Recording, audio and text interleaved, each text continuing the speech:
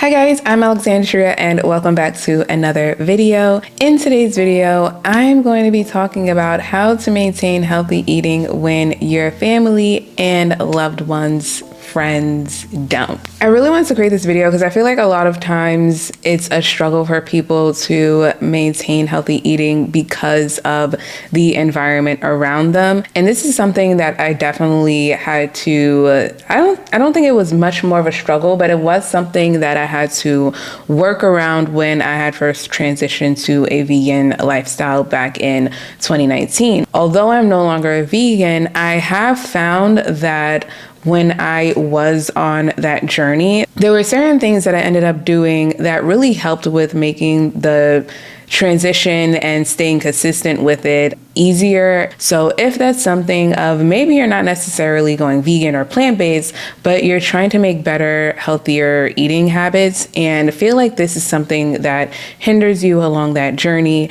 in today's video, I'm going to share like 5 simple things that has really helped me when it comes to making that transition on eating healthier and how to do that in a way where it doesn't interfere significantly with your friends and your family. The first one may not be applicable to everyone, but if it is applicable to you, this is definitely something that helps, and that is creating your own section in your kitchen. When I first went vegan, I was still living with my parents, and one thing that I had to do was have my stuff separated from everyone else's, because when I was first going food shopping, I would just put my stuff anywhere, and either after a while I couldn't find it. By the time I found it, it was already past its expiration and I had to throw it out, or it would accidentally get mixed in with my mom's stuff and then she would end up cooking it, and it just became an annoying mess sometimes. So one thing that I started to do was just have my own section for my non-perishable items, as well as anything that I was putting in the freezer and in the refrigerator. So if you're someone who either has roommates or you still live with your parents, one thing to do is just have your own separate section, just so that way that they know that this is your stuff for your particular meals. Just because since you're going to be eating a little bit differently, although before you could have it with everyone else's and it would just get restocked, when it comes to you changing your eating habits, most likely you're going to be relying a lot more on certain foods than others, or just eating a lot more of certain foods, and for that to then go to waste and then you have nothing to eat, it just becomes a whole chaotic mess. So one thing that could genuinely help is just having your own separate space in your kitchen. It's honestly pretty funny because I live with my boyfriend now, and even though we pretty much similarly eat the same way, not significantly, but somewhat the same because I cook the food and he eats it, I still have certain things that I eat that he doesn't eat. So I eat a lot of fruits, and what I'll do is I'll just put my fruits separately on the bottom, just so that way it's out of the way of the main stuff that we eat. So even if you're living with a partner and you guys tend to eat the similar ways, but there's just certain things you eat more of than your partner does, also that's another thing you could do, of just having that separated in the fridge or a space in the cabinet of just your certain items that you would use more often than they would. The next thing is letting your friends know your new food boundaries. I know you don't want to seem like you're being a nuance or being a hindrance on them, but the thing is if they don't know, they won't know how to navigate the situation. And if they genuinely care, they will take your new boundaries into consideration. So for me personally, one thing I told my family when I first went vegan is that I'm vegan. One thing I told my friends is that I'm now vegan. And what we would do when it came to my friends is we would actually pick vegan restaurants to go to for us to try together. And when it came to my family, if we went out for someone's birthday, we'll just make sure there's at least a couple of vegan options for me to eat from. If I found that there were limited options for me to have, one thing that I would do is just ask for where we are going ahead of time, so that that way I know to prepare if I should eat more at home and then just have something light at the restaurant, or if it's okay for me to eat at the restaurant because there's options available for me. One thing you really want to do is just be transparent about what it is you're eating and not eating, because if they don't know, they won't know how to navigate the situation of when you guys go out. If they come over and then they bring stuff over and then you're like, oh, I don't eat that, then it just becomes uncomfortable. But if you let them know ahead of time, they'll be able to navigate when going out, making sure that there's something that you could eat as well. And if they genuinely care, they will make sure that there's at least a couple of items that you're able to eat or be interested in having, and even send you the name of the restaurant beforehand, just so that way you could take a look at it yourself to see if there's any options available. The next one is honestly my favorite one, which is having them try the foods that you make. When it comes to making healthier changes, one thing I realized is like people would be intrigued and then sometimes people will not be intrigued. I remember one time I made deviled eggs using tofu and I think it was chickpeas, and my brother hated it. I made it for Thanksgiving. He was like, I did not eat that. But there'll be other things that I would make of like a butternut squash ziti type of thing, and it was so good, and my mom destroyed it.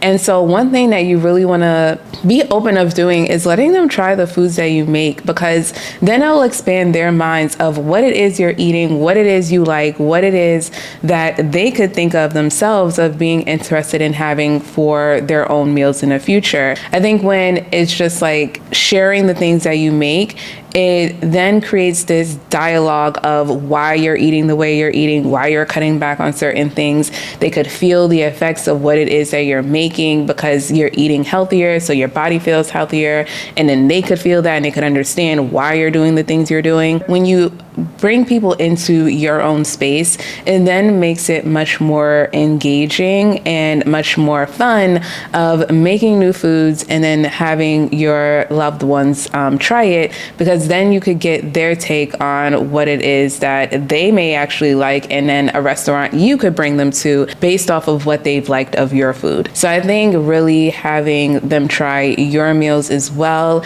is a really great way of just helping them eat healthier without them actually thinking about the fact of like, I'm eating healthier, but more so in a way of you bringing them into your world to where it's not like a disconnect to where I have to eat this and then they're eating this and we're eating separate, but it's a more of a communal thing of bringing both worlds together. So this actually brings me to my next one, which is try new places with them. It kind of goes off of the other one of letting them try your foods and getting an idea of what kind of flavors they enjoy. Because when you have an idea of what kind of foods that they tend to like of yours, you can find restaurants that have those similar types of flavors and foods. So for instance, when I first went vegan, my boyfriend Kevin wasn't vegan at the time. I think he went vegan for like a very short period of time and then decided to go vegetarian. But when I went vegan, one thing that I would do is just make a lot of the same dishes that I was making, but just in a vegan way. And what we would then end up doing is finding vegan restaurants that have similar things of what we ate, and we would just eat it out, because we have two different types of flavor profiles. Like he's much more of a meat person, I'm not, but there's other restaurants that we've had where it's just like it offers like the taste buds of the meat, and then it gives me like the taste buds of the carbs, because I was very much into carbs. I love carbs. But those two things of finding a restaurant that has those type of meals is something where we then explore new restaurants to try. So we've gotten to, especially when we was living in New York, we've tried so many different types of restaurants where we could both get something that we enjoy. And then I also found things where I knew my mom would enjoy and it was vegan, but it was more so because of the flavor profile that I knew she liked. When you could find places that you know you would enjoy and your family or your loved one would enjoy, it makes it easier of not having so much restriction on going out. It also helps with just them exploring other things that are out there and you trying those new foods with them, and it just brings that connection closer. And honestly, it don't even have to be restaurants. It could just be like healthier places in general. Like I love Kava and I love Bole, and those are two places that I suggested randomly, and then we went and we're like in love with them. Like, they don't even have to be restaurants. It could just be healthier places to go of like a quick meal to eat. And even Dig in New York, like honestly, like sometimes it's just like things where you guys could both have something, but it's something for you and something for them, and it's not like this uncomfortability of not knowing what to eat where both of you are satisfied. It's getting a taste of each other's worlds and knowing what both people like, or all parties involved like, and finding a place that can meet all of your needs, and then expanding everyone's minds of what is actually out there, of balancing health with flavor. And the last one is to show, don't tell.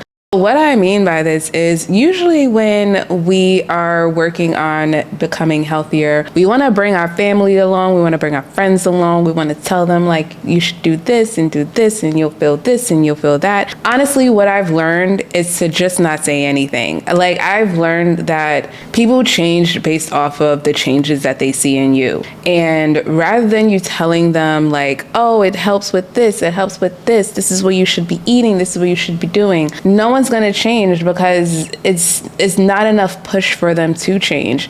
People will only change when they feel like what they see in you is something that they see that they could do themselves. So for instance, like I said before, Kevin ended up going vegetarian after I went vegan because I had so much more energy. My skin was clearing up. I felt happier, felt healthier, lost weight like that without even going to the gym yet. And that is something that he saw where it's just like, oh, like that seems interesting. But he tried going vegan, realized it was too restrictive for him. So then he decided to go vegetarian and found happiness with that. Again, although I'm no longer vegan and Kevin is no longer vegetarian, it's allowing your family and friends to see the changes in you instead of pushing a lifestyle on them. You don't have to tell someone that they should be doing the same things you're doing. Just show them. Show them how you're feeling. Show them how it's impacting your life for the better.